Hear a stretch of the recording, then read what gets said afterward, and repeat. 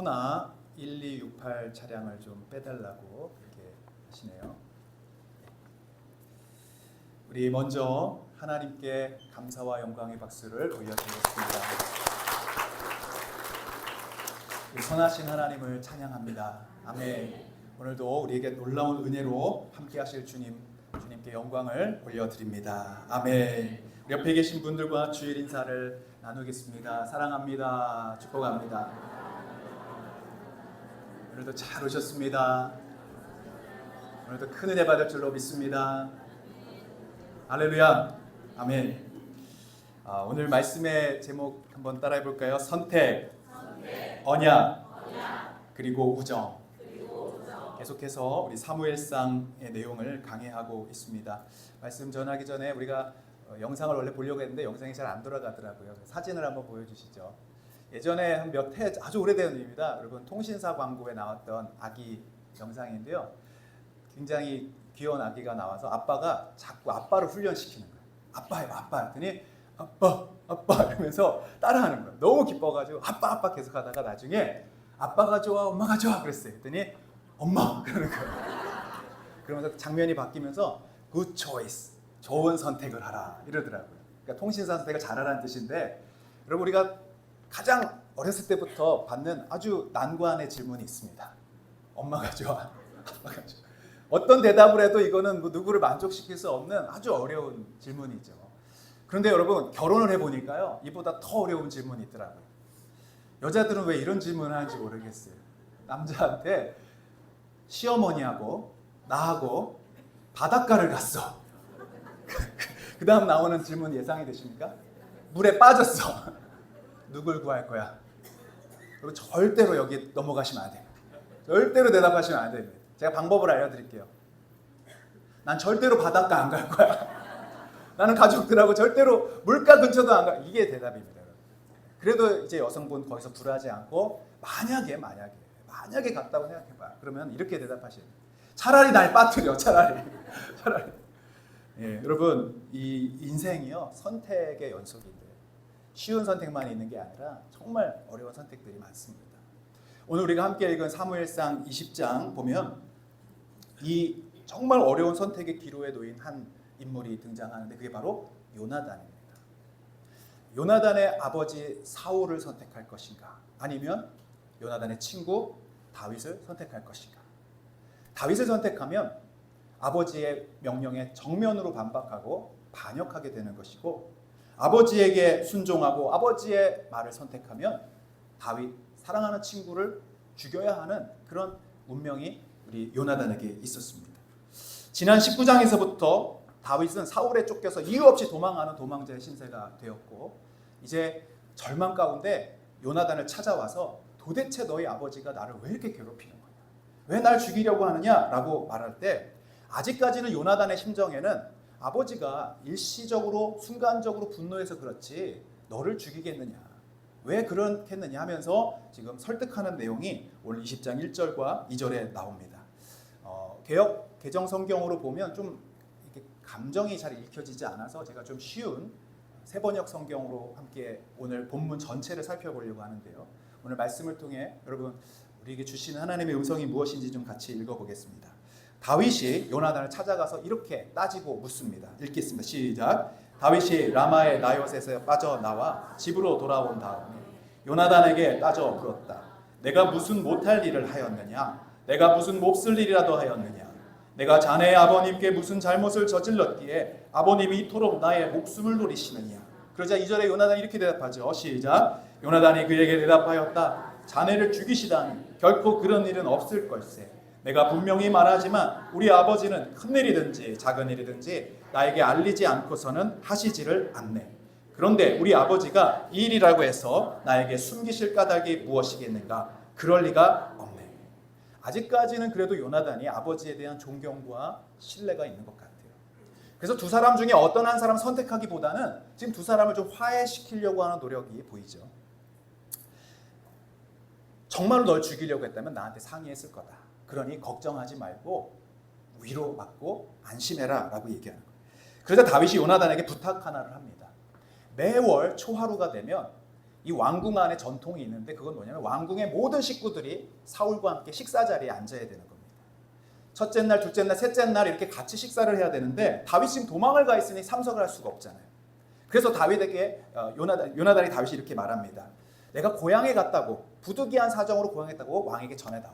근데 만약에 왕이 여기에 대해서 노하고 분노하면 결국 나를 죽이기로 결심한 것이구나 깨달을 것이고, 만약에 부드럽게 이 상황이 넘어가면 그때 일순간적으로 화나서 그런 거구나. 그러면 왕궁으로 돌아올 수 있겠다. 이렇게 생각을 합니다. 근데 문제는 이 왕궁 안에서 일어나는 상황들을 다윗에게 전달할 방법이 없어요.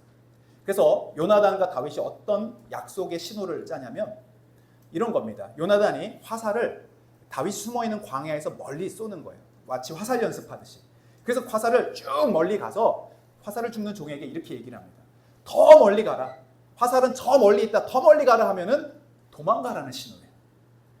이제 왕이 다윗을 죽이기로 결정했으니 들어오지 말고 도망가라는 신호를 갖는 것이고, 만약에 화살이 짧게 쏘고서 저 앞에 있다, 가까이 있다, 이쪽으로 와라 하면은 이제 다윗은 그것을 무엇을 알아듣냐면 사울이 다윗을 죽일 마음이 없으니 돌아오라 이런 것으로 사인을 알고 그렇게 결정합니다. 이 약속이 18절부터 23절까지 나오는 겁니다. 자, 그리고 오늘 본문 24절에 보면 이제 긴장된 순간이 왔어요. 초하루 날 식사 자리에 있습니다.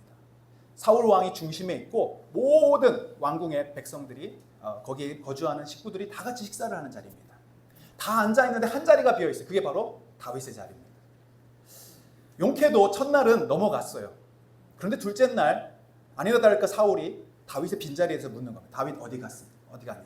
그래서 요나단이 변명을 하기 시작하죠. 고향에 일이 있어서 이리에서 저리에서 가게 됐습니다.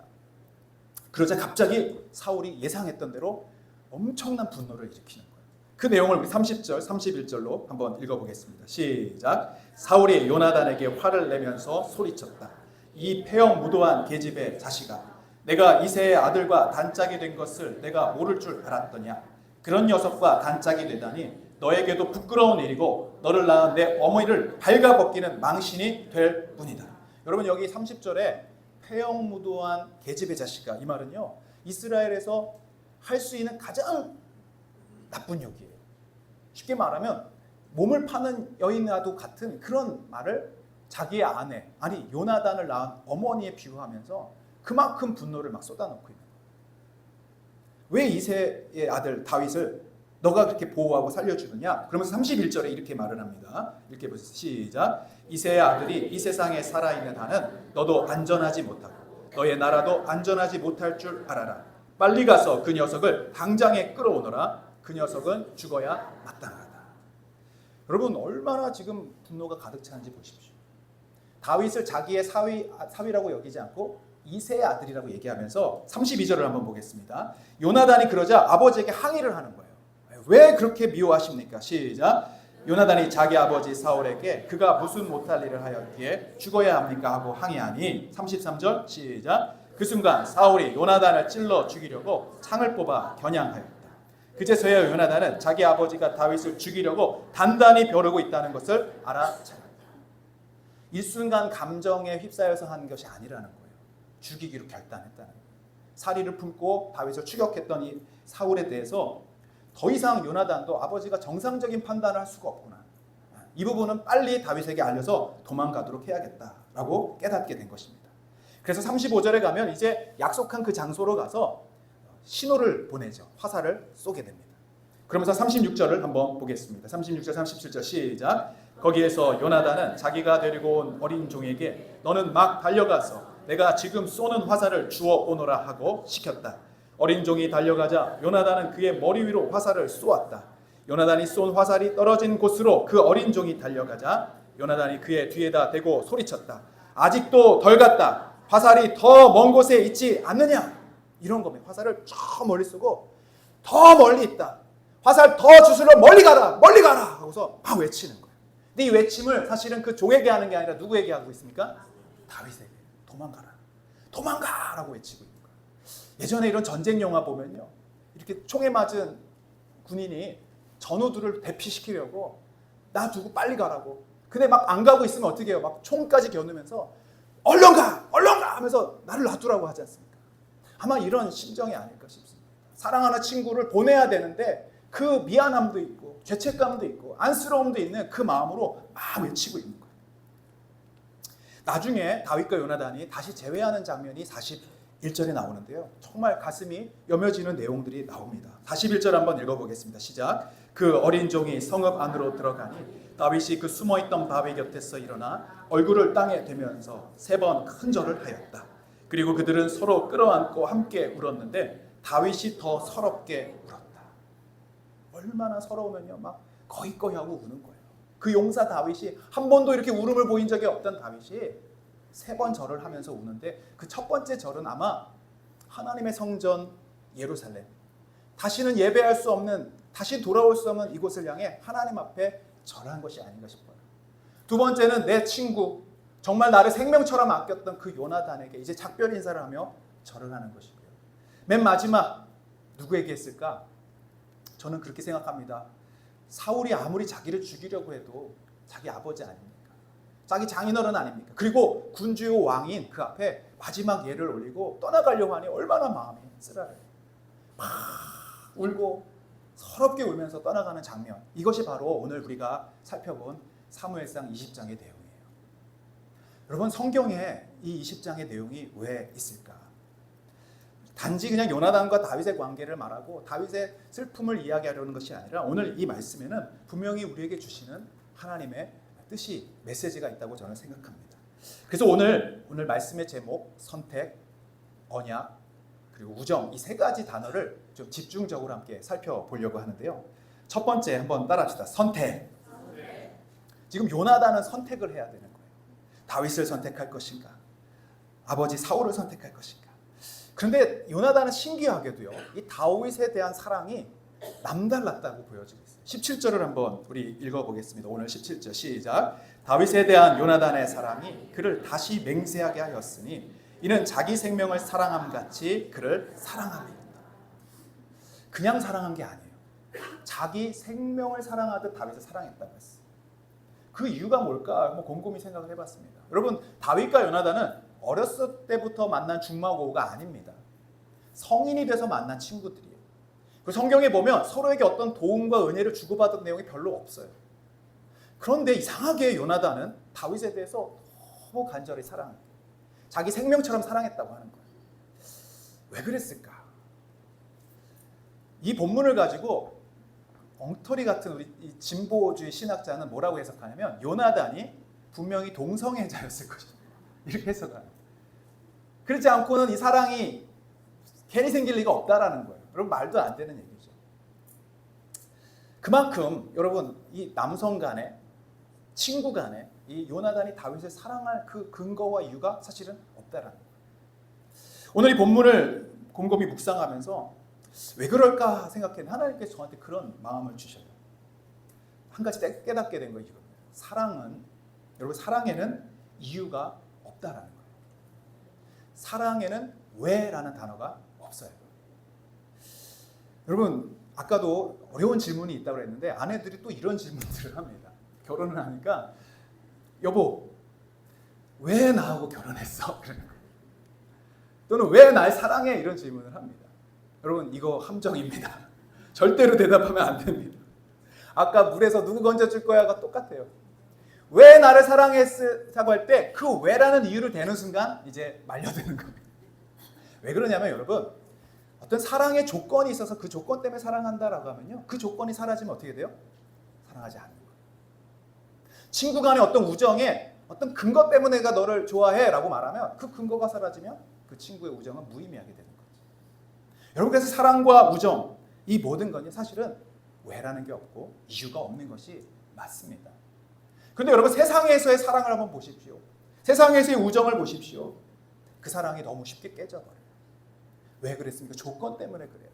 그 조건이 맞을 때는 사랑하지만 아무리 내가 검은 머리가 팥불이 될 때까지라고 결단하도 여러분, 내 마음에 또 이득에 여러 가지 조건에 안 맞으면 그 사랑이 너무나 쉽게 깨지는 그런 세상이 되어버렸습니다. 근데 하나님께서 다윗을 향한 이 요나단의 사랑을 통해 우리에게 보여주시고자 하는 게 있는데 그것이 뭐냐? 하나님이 우리를 그렇게 조건 없이 사랑하신다는 거예요. 왜 날 사랑하실까? 여러분, 이유가 있어서 만약에 하나님 우리를 선택했다면 우린 여기에 있을 사람이 아무도 없을 겁니다. 왜? 하나님의 그 거룩의 기준, 하나님의 그의 이해의 기준에 도달할 자는 아무도 없기 때문입니다. 그 창조주신 하나님이 이 피조물에 그 죄 가운데 살아가고 있는 이 엉터리 같은 피조물들을 위해 생명을 주시기까지, 자기의 몸을 바치기까지 이곳에 온, 여러분, 이 스토리는 세상 어디에도 없는 이야기죠. 세상 어떤 종교에도 찾아볼 수 없는 강력한 사랑입니다. 왜요? 조건이 없기 때문에 그래요. 이유가 없기 때문에 그래요. 어느 정도냐? 로마서 5장 8절을 보면 이렇게까지 말씀을 하여 주십니다. 5장 8절 읽어보겠습니다. 시작. 우리가 아직 죄인 되었을 때에 그리스도께서 우리를 위하여 죽으심으로 하나님께서 우리에 대한 자기의 사랑을 확증하셨느니라. 언제 확증하셨냐면 우리가 죄인이었습니다. 하나님께 가장 반역하고 하나님의 마음을 가장 속상하게 하고 있는 그 순간에 우리를 사랑하기로 결단하시고 우리에 대한 자기의 사랑을 확증하신 줄로 믿습니다. 우리가 의로워서 이 자리에 있는 게 아닙니다. 우리가 정직해서 이 자리에, 남들보다, 세상 사람들보다 더 선해서 이 자리에 있는 것이 아니라 하나님의 그 풍성하신 사랑으로 우리를 불러주신 줄로 믿습니다. 가끔 교회에 처음 나오신 분들이 이제 신앙생활 1, 2년 하신 후에 나중에 그런 고백을 하는 걸 종종 들어요. 목사님, 처음에 제가 교회에 나왔을 때 왜 이렇게 교회 사람들이 와서 친절하게 웃으면서 이리 앉으십시오, 이거 드십시오, 식당에 오시, 막 그러면서 막 안내하고 막 웃으면서 하는데 처음에는 다 무슨 자기를 교회로 끌어들이려고 하는 그런 의도를 가진 것으로 생각했다는 거예요. 근데 알고 보니까 그 이유가 있어요. 하나님의 그 조건 없는 사랑을 받은 사람들이 그 사랑을 조건 없이 나눠주게 된다는 거예요. 할렐루야. 여러분, 피 한 방울 섞이지 않고 사실은 고향도 다르고 학력도 다르고 재력도 다른, 아무런, 여러분, 정치적인 색깔도 다를지도 모릅니다. 근데 이 전혀 다른 사람들이 이곳에 모여서 형제요 자매요라고 말할 수 있는 것이 무엇 때문입니까? 조건 없는 그 하나님의 사랑이, 그 예수님의 피가 우리에게 서로 나눠져서 그 피로 인해 우리가 형제가 되고 자매가 된 줄로 믿습니다. 물론 우리 교회 안에 여러분 20년 30년 이렇게 서로 인연을 맺고 우정을 쌓고 또 신뢰를 가진 분들도 있을 거예요. 근데 가만히 생각해 보니까요, 요 1, 2년 사이에 우리 교회 많은 분들이 새로 오셨어요. 그리고 보니까 저도 사실은 2년밖에 안 된 거예요. 2년 사이에 여러분들이 제 마음에 있고 또 여러분 마음속에 제가 있고, 한번 옆에 이렇게 한번 보십시오. 한번 옆에 있는 분 보시면서 우리가 만난 지 얼마나 됐습니까? 정말 길어야 2년, 아니 3년도 안 된 분들이 있는데요, 어느덧 우리가 서로를 위해 기도하고 서로를 사랑하고 내가 정말로 좋아하는 집사님, 권사님, 존경하는 장로님, 이렇게 우리가 이야기할 수 있는 것이요, 어떻게 가능합니까? 세상에서 어떻게 가능합니까? 하나님의 그 사랑, 조건 없는 그 사랑 때문인 줄로 믿습니다. 할렐루야. 요나단이 다윗에게 이렇게 할 수 있었던 것도요, 요나단에 있는 어떤 특별한 마음 때문이 아니라 하나님이 요나단과 다윗 사이에 계셨기 때문에 이 사랑이 가능한 줄로 믿습니다. 42절에 요나단이 그래서 그렇게 고백하는 거예요. 한번 읽어보겠습니다. 시작. 요나단이 다윗에게 이르되 평안히 가라. 우리 두 사람이 여호와의 이름으로 맹세하여 이르기를 여호와께서 영원히 나와 너 사이에 계시고 내 자손과 내 자손 사이에 계시리라 하였느니라. 아멘. 여러분, 동성애 이 말도 안 되죠. 하나님이 너와 내 사이에 있기 때문에 사랑하게 된 거예요. 그 우정은 하나님의 사랑으로부터 온 줄로 믿습니다. 이 세상에 여러분, 그래서 다른 어떤 기관들, 공동체, 조직 가보세요. 여러분, 정말 이 사랑과 이 끈끈함을 찾아볼 수 있는 것이 쉽지 않습니다. 성경에 보면 데살로니가서 1장 3절에 바울이 데살로니가에 있는 교회의 성도들에게 이런 고백을 합니다. 한번 읽어볼게요. 시작. 형제들아, 우리가 너희를 위하여 항상 하나님께 감사할지니 이것이 당연함은 너희의 믿음이 더욱 자라고 너희가 각 서로를 사랑함이 풍성함이니. 여러분, 데살로니가 교회의 배경을 아시면 이 말이 굉장히 의미 있게 들립니다. 왜냐하면 바울이 데살로니가 지역에 가서 전도를 하면서 예수님을 믿게 된 사람들이 세워진 교회가 데살로니가 교회예요. 근데 바울이 이 지역에 얼마나 머물렀느냐? 3년이 아니라 3달이 아니라 딱 3주 머물렀어요. 3주 있으면서 복음 전해서 그 사람들이 예수님 믿게 돼서 세워진 교회가 데살로니가 교회예요. 바울은 이제 핍박을 피해서 3주 있다가 떠나온 상황이에요. 여러분 얼마나 인간적인 정이 들었겠습니까? 무슨 추억이 공유가 되었겠습니까? 그런데 놀랍게도 바울은 기도할 때마다 이 데살로니가 교회 성도들을 기억하고 감사하고 기도한다는 거예요. 뿐만 아니라 이제 새롭게 만난, 이제 처음 만난 데살로니가 교회 성도들이 각기 그 사랑 안에서 풍성한 사랑을 누리고 있다는 거예요. 여러분 이것이 바로 하나님의 교회 주시는 축복과 기적인 줄로 믿습니다. 저도 가끔 교회 보면, 우리 교회 보면 기적 같다 이런 생각이 들어요.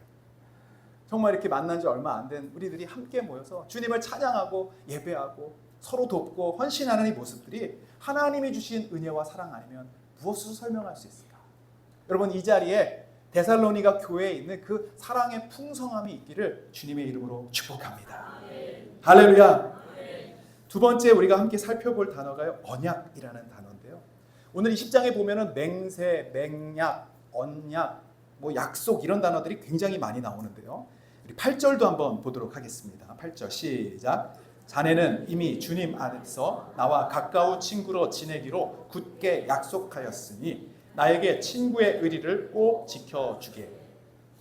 여기서 굳게 약속한 1번이 이렇게 있잖아요. 세번역 성경에 보면 그 1번 밑에 거룩한 언약을 맺었으니 이렇게 써 있어요. 히브리어로는 메리트라고 하는 단어인데요. 그냥 약속이 아니라 하나님 앞에서 거룩한 언약을 맺었다라는 거예요. 17절도 한번 보겠습니다. 다윗에 대한 시작. 다윗에 대한 요나단의 사랑이 그를 다시 맹세하게 하였으니 이는 자기 생명을 사람같이 그를 사랑함이었더라.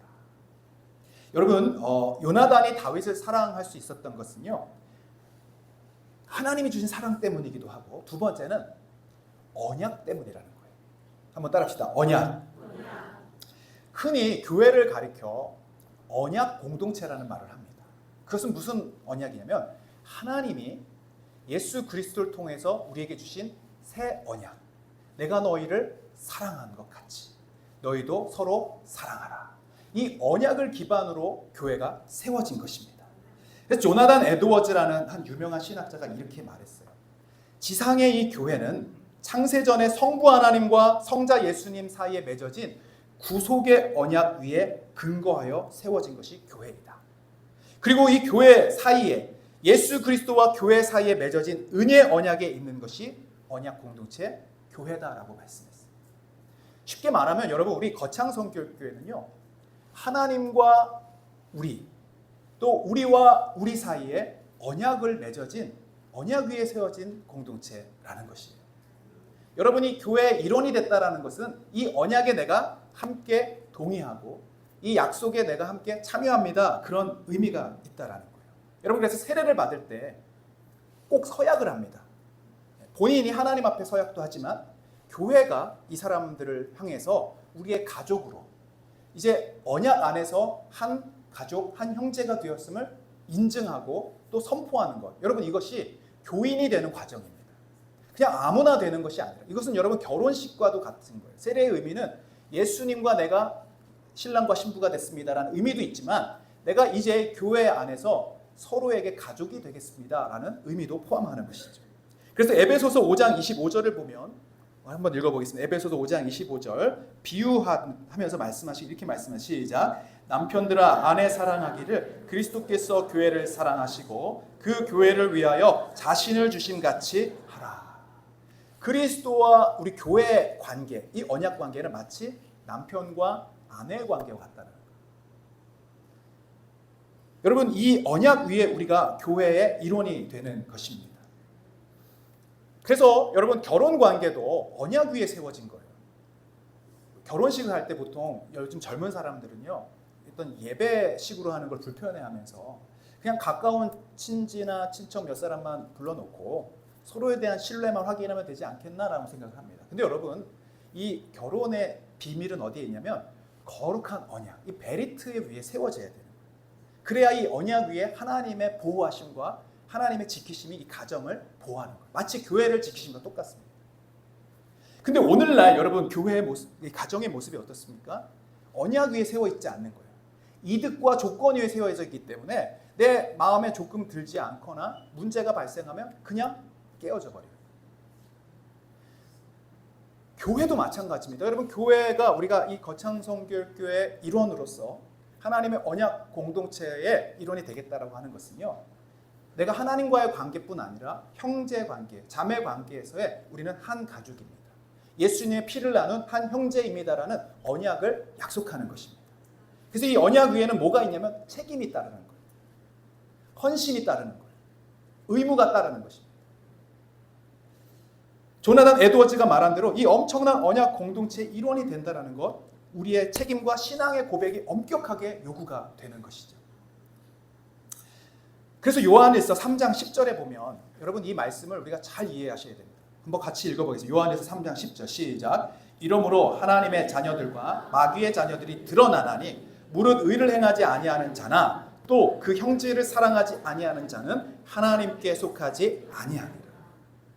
굉장히 엄격하고 무서운 말씀이죠. 근데 여기서 형제는 1차적으로 교회 성도를 의미해요. 세상 밖의 형제도 물론 포함하지만 1차적으로는 교회 안의 형제와 자매를 말합니다. 하나님의 백성과 마귀의 자녀들의 차이점이 뭔가?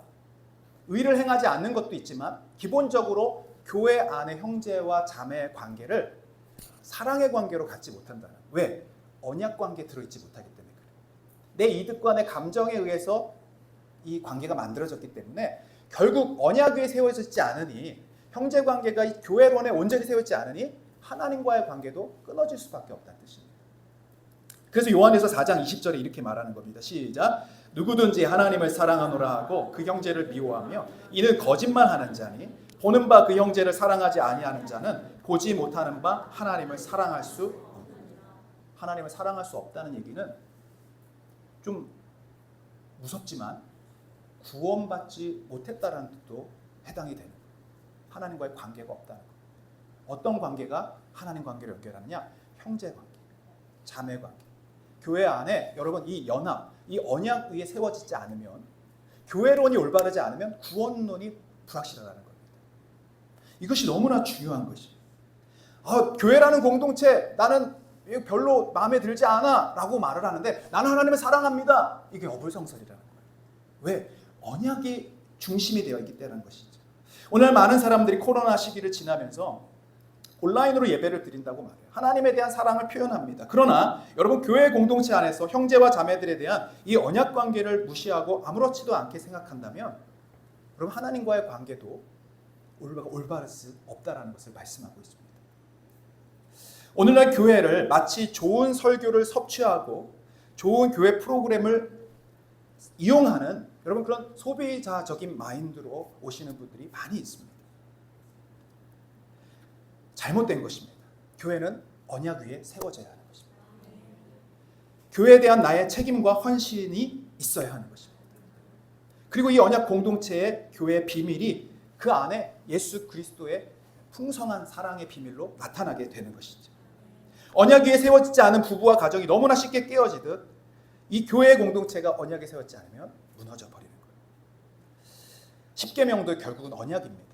1계명부터 4계명은 하나님과의 관계를 말하고 5계명부터 10계명은 이웃관계, 형제관계를 언약으로 말씀하는데 그 첫 번째가 뭐냐면 5계명이 뭡니까? 5계명. 내 부모를 공경하라.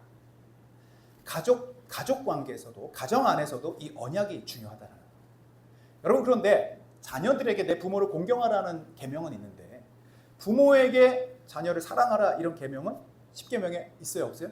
없어요. 왜 그럴까? 부모가 자녀를 사랑하는 건요 계명이 없어도 하는 거예요. 근데 자녀가 부모를 공경하기는 쉽지 않습니다. 그래서 하나님은 이걸 가정 안에 언약으로 주셨어요. 가정도 그렇고 교회도 그렇고 하나님의 언약 공동체입니다. 길게 지금 말씀드렸는데 요나단에게 있어서 선택이 어려웠던 이유는 바로 이 때문이에요. 왜 아버지 사울을 놓을 수 없는지, 왜 아버지를 포기할 수 없는지 여러분 이것은 하나님께서 주신 언약 때문입니다. 내 부모를 공경하라. 여러분 사실은 사울이 이런 미치광이가 되고 이상한 증세가 나오는 것도요 결국은 사울이 자기의 영광과 자기의 왕위 때문이기도 하지만 더 깊은 표면에 들어가 보면, 깊은 곳에 들어가 보면 요나단을 사랑했던 마음을 느낄 수가 있어요. 31절을 우리 한번 읽어보겠습니다. 시작. 이새의 아들이 이 세상에 살아있는 한은 너도 안전하지 못하고 너의 나라도 안전하지 못할 줄. 지금 정신 차리라는 거예요. 너가 왕위를 뺏기고 나면 다윗에 의해서 너가 위험해질 수 있고 너의 왕위가 안전하지 못하는데 왜 다윗을 도와주고 있냐는 거예요. 결국 사울이 다윗에 가진 분노는 요나단에게 가지는 사랑에 비례하는 거였어요. 물론 잘못된 방법으로 표출되었지만 요나단의 그 안타까움, 그 미래가 걱정이 되고 있는 거예요. 여러분, 이 사울의 심정이 좀 느껴지십니까? 왜 정신 못 차리고 있어? 너 이럴 때가 아니야 하면서 막 다그치고 있는 것입니다. 그래서 결국 요나단은 선택을 해야 했습니다. 한번 여러분께 묻습니다. 요나단은 다윗을 선택했습니까? 아니면 아버지 사울을 선택했습니까? 오늘 42절에 보면 여기에 대한 힌트가 나와 있어요. 우리 오늘 20장의 맨 마지막 42절 어떻게 결론으로 끝나는지 한번 보겠습니다. 시작. 그러자 요나단이 다윗에게 말하였다. 잘 가게 우리가 서로 주님의 이름을 걸고 맹세한 것은 잊지 않도록 주님께서 나와 자네 사이에서뿐만 아니라 나와 길이길이 그 증인이 되실 것세. 다윗은 일어나 길을 떠났고 요나단은 성 안으로. 우리 맨 마지막 문장만 한번 볼게요. 다윗은 일어나 길을 떠났고 요나단은 어디로 가요? 성으로. 어디로 들어간 겁니까? 아버지한테로 들어간 거예요. 근데 여러분 잘 생각해 보세요. 아버지의 왕위 때문에 돌아간 걸까요? 아버지가 물려줄 유산 때문에 돌아간 걸까요? 아니에요. 씁쓸하고 아프고 힘들지만 아버지를 선택한 이유는요, 언약 때문이었습니다. 하나님 때문이었어요. 저는 이 부분이 좀 마음이 더 아프더라고요. 다윗과 요나단의 이별만큼 아픈 것이 뭐냐면 사울은 이미 자기에게까지 창을 던질 정도로 정신 이상자가 돼버린 거예요. 합리적인 판단이 불가능한 상태. 근데 이 모든 사람이 다 이 사울을 떠나는 이때 내가 아버지를 떠날 수 없다라는 게 바로 요나단의 마음. 가끔 여러분 막 폭력적인 가정에서 아버지에게 막 시달리는 자녀들이 있는데 주변에서 보면 안타까운 거예요. 그래서 이렇게 얘기를 할 때가 있어요. 아니 왜 그 집구석에서 안 나오고 있는 거야? 아니 왜 도망 나오지? 왜 거기 있는 거야? 물론 아주 어린 아이들은요, 부모님 도움이 없으면 안 되니까 그렇기도 하겠지만요, 성인이 된 자녀들이 여러분 그 집에 있는 이유가 있어요. 그래도 아버지인데, 그래도 어머니인데 떠날 수 없는 거죠. 여러분 특별히 이 하나님의 언약 안에서 내 부모를 공경하라고 하는 이 말씀을 요나단은 거스릴 수가 없는 거예요. 아무리 아버지가 미치광이지만 그 옆에서 내가 붙잡아줘야 할 그 아버지라는 것을 요나단이 알아요. 그래서 다윗을 떠나보내고 자기는 성으로 어쩔 수 없이 돌아오는 거예요. 그 내용을 나중에 보면요, 사울이 진짜 더 파국적으로 끝나면서 전쟁터에 가서 화살을 맞고 죽게 되죠. 그때 요나단은 바로 아버지 옆에서 같이 전사를 합니다. 아버지가 죽는 그 자리에 요나단이 함께 생을 마감하는 모습을 보게 됩니다. 어떻게 보면 요나단 인생 큰 업적 하나 이루지 못하고 왕도 되지 못하고 아무것도 남긴 것 하나 없이 여러분 그렇게 쓸쓸한 최후를 맞이했지만 이 요나단을 통해 하나님께서 보여주시고자 하는 건 뭐냐면 요나단은 예수 그리스도의 예표라는 거예요. 하나님이 얼마나 우리를 사랑하시는지 보여주셨고 얼마나 그 언약에 신실한 사람이었는지를 보여주는 것이 바로 요나단이라는 거예요. 할렐루야. 여러분 이 언약이라는 것이 이런 의미가 있는 것입니다. 우리 교회가 이 언약 가운데 세워졌다는 것도 이런 의미입니다. 마음에 들지 않지만 내가 감당하고 싶지 않지만 이 일이 하나님 주신 사명이고 나의 부르심이기에 그 언약으로 인해 우리가 이 공동체를 사랑하고 이곳에 있기로 결단하는 것이죠. 품지 못할 사람을 품기로 결단하는 것, 하나님의 언약 때문이라는 것입니다. 오늘 이 언약은 결국 우리에게 마지막 단어 우정을 설명하고 있습니다. 41절 말씀 한번 읽어보겠습니다. 시작. 그 어린 종이 성읍 안으로 들어가니 다윗이 그 숨어있던 바위 곁에서 일어나 얼굴을 땅에 대면서 3번 큰 절을 하였다. 그리고 그들은 서로 끌어안고 함께 울었는데 다윗이 더 서럽게 울었다. 얼마나 서러웠으면 막 대성통곡을 하고 요나단과 다윗이 서로 끌어안고 울면서 지금 있는 겁니다. 어떤 의미에서 이 20장에 와서 다윗이요, 하나님에 대한 신앙을 조금 잃어버린 것 같아요. 왜냐하면 여러분, 라마나요스를 떠났다고 1절에 나오는데, 라마나요스 사무엘이 있는 곳입니다. 하나님의 임재가 있는 곳이에요. 근데 그곳을 떠나서 지금 인간적인 방법으로 호소하고서 도대체 나를 왜 괴롭히냐, 요나단에서 따지러 온 거예요. 이 삶이 너무 고통스러워서 좀 안 그랬으면 좋겠다, 사람의 방법으로 해결해 보려고 온 겁니다. 그러면서 원망불평이 찾아오고 우울함이 찾아오고 슬픔이 찾아온 상태가 바로 지금 다윗이 겪고 있는 상태예요. 여러분, 그때 요나단이 이 다윗을 어떻게 위로하는지를 한번 보십시오. 42절 마지막 말씀 읽어보겠습니다. 시작. 그러자 요나단이 다윗에게 말하였다. 잘 가게, 우리가 서로 주님의 이름을 걸고 맹세한 것은 잊지 않도록 하세. 주님께서 나와 자네 사이에서뿐만 아니라 나의 자손과 자네의 자손 사이에서도 길이길이 그 증인이 되실 걸세. 다윗은 일어나 길을 떠났고 요나단은 성 안으로 들어갔다. 여기에 잘 가게라는 이 히브리어 단어가 샬롬이에요. 샬롬. 여러분, 보통 우리가 그리스도인들 서로 인사할 때 샬롬 할 때 평강을 빌어주는 거예요. 평안을 빌어주는데, 이 평안은 뭐냐면 그냥 잘 가, 안녕 이런 뜻이 아니라 하나님이 주시는 최고의 평강의 상태를 말하는 거예요. 세상이 줄 수 없는 그 가장 하나님만이 주실 수 있는 평화로운 상태를 샬롬이라고 말합니다. 지금 이 마지막 요나단이 다윗에게, 하나님을 잃어버리고 있는, 그래서 분별력이 없는 다윗에게 줄 수 있는 마지막 선물, 그것이 뭡니까? 하나님을 다시 바라볼 수 있도록 도와주는 거예요. 하나님의 평강이 있을지어다. 하나님이 당신에게 함께 하심을 보십시오. 절대 하나님에 대한 시선을 놓지 마시고 너와 내 사이에 하나님이 있음을, 영원히 당신이 하나님의 증인이 되어주실 것을 기억하고 떠나라는 거예요. 여러분, 우정이라는 것이 무엇이냐면요, 나의 친절이나 나의 어떤 좋은 것을 주는 것이 아니라 진짜 우정은 하나님 안에서 있는 우정이에요. 교회 안에서도 여러분, 우리가 우정을 준다라는 것은 하나님이 우리와 함께 하시고 하나님이 당신을 사랑하신다는 것을 보여주고 알려주는 것이 우정인 줄로 믿습니다. 그래서 여러분, 교회는요, 어떤 사랑이라는 단어보다도 저는 첫 번째로 이 우정의 공동체가 되어야 된다고 믿습니다. 우리 필리핀에 선교하시는 김태민 선교사님께서 저랑 신학교 대학원 동기입니다. 근데 이분이 그 전에 무슨 일을 하셨냐면, 지금 나이가 60이 넘으셨어요. 목포에서 제일 유명한 조직폭력배의 두 번째 부두목으로 계셨어요. 그래서 여러분, 호텔, 왜 서울에서 무슨 호텔 앞에서 조직폭력배 칼부림하다가 큰 신문지상에 났던 바로 그 조직의 부두목이에요. 근데 이분이 아내 때문에 예수님 믿고서 그날 결혼식을 가야 되는데, 주일날 그 결혼식 호텔에 가야 되는데 자기 대신에 다른 사람 보내고 교회 와서 성가대 서다가 다행히 그 칼을 피한 거예요. 그리고 여러 가지 우여곡절 끝에 이제 그리스도인이 되고 집사님이 되고 그리고 신학교를 가게 된 거예요. 그 저하고 같이 대학원 동기가 됐습니다. 얼마나 그 은혜가 크겠어요. 죄된 삶을 끊어내고 이제 하나님의 사랑을 받아서 막 신앙생활 시작하고 신학교를 갔는데 거기서부터 이분이 시험에 들기 시작하는 거예요. 왜 그러냐면은 갔더니 자기랑 나이 차이가 벌써 20살도 넘는, 아니 30살도 넘는 이제 애송이 전도사님들이 있을 거 아니에요. 근데 딱 한마디 이렇게 얘기해요. 싸가지가 없다는 그 싸가지. 이분이 여러분 조직폭력배에 계셨잖아요. 거기에는 딱 한 가지 단어로 설명할 수 있는 게 있어요. 뭐냐? 의리. 의리.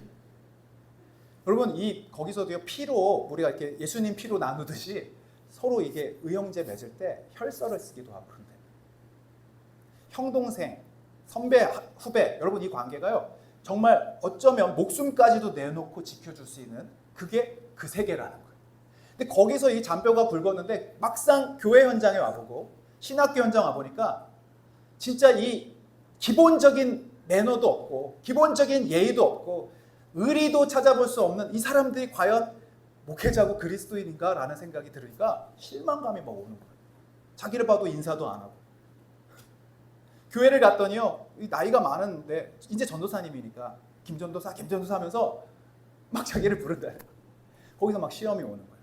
예전 같으면 그냥 막 했을 텐데 그래도 예수님 믿고. 그러면서 그분이 그런 얘기를 하더라고요. 정말 교회가 어떤 무슨 사랑, 하나님에 대한 막 무슨 믿음 얘기하기 전에 기본적인 예의가 있어야 되겠다. 기본적인 의리가 있어야겠다. 저는 이것을요, 저는 우정이라는 표현을 쓰고 싶어요. 여러분, 우리 거창 성결교회라는 공동체가 물론 하나님에 대한 사랑과 믿음을 우리가 함께 나누는 곳이지만 기본적으로 서로와 서로에 대한 여러분 친절과 우정과 의리가 있기를 주님의 이름으로 축복합니다. 하나님이 이곳에 계시다는 그 믿음이 우리에게 서로에게 그러한 우정을 나타내는 거예요. 여러분, 사람들 이렇게 만나면 기본적으로 내가 모르는 사람이어도 오늘 처음 만난 사람이어도 하나님이 이 안에 계시고 우리는 언약 관계에 있습니다. 형제와 자매입니다 하면서 형님하고 인사하시고 아우하고 인사하시고 또 어려움이 있을 때 여러분 함께 그 어려움을 같이 나눌 수 있는, 정말 위기가 있을 때 같이 가서 힘써줄 수 있는 여러분 그런 우정 공동체, 이것이 하나님께서 우리에게 원하시는 다윗과 요나단의 관계인 줄로 믿습니다. 우리 거창 성결교회가 그 하나님이 부어주신 사랑과 언약 안에 이 우정을 나누다 보면 결국은 이 우정과 사랑은 이 지역으로 흘러가게 되어 있어요. 이 세상 사람들은 하나님의 사랑에 대해서 의심하고 있습니다.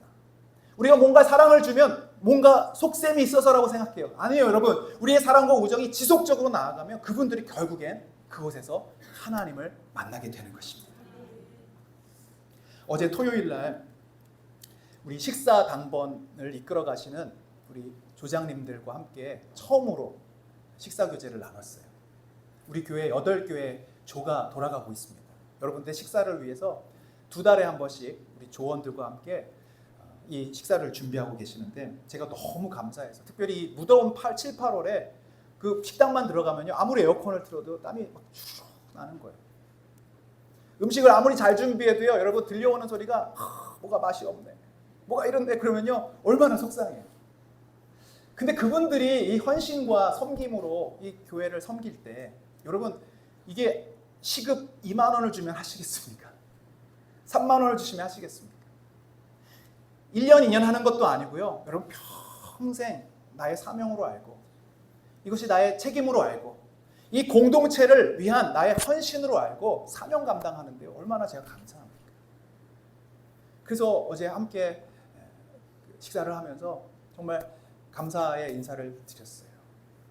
여러분, 우리 교회가 그냥 이렇게 존재하는 것이 아니라 정말 하나님을 사랑하는 마음, 그리고 형제와 이웃을 내 자식처럼, 또 내 친구처럼, 형님처럼, 아내처럼, 아이처럼 그렇게 서로 사랑하는 이 우정의 관계를 통해 헌신하며 책임하고 또 그것을 다할 때 우리 교회가, 우리 공동체가 서게 되는 줄로 믿습니다. 이 신뢰가 생기면요 이제 우리는 이렇게 말할 수 있습니다. 한번 옆에 있는 분과 인사해 보시죠. 한번 바라보면서 이렇게 따라합시다. 우리 함께 바닷가에 갑시다. 바닷가에서 내가 빠지더라도 우리 옆에 있는 집사님이 나를 건져주실 걸 믿고, 옆에 있는 권사님이 두말 없이 그냥 뛰어들 걸 믿고, 목사님이 다른 건 몰라도 나 빠지면 달려들 걸 믿고, 여러분 우리 공동체가 그러한 우정과 사랑의 공동체가 되어서 하나님의 그 사랑을 널리 전할 수 있는 우리 거창 성결교회 되실 수 있기를 주님의 이름으로 축복합니다.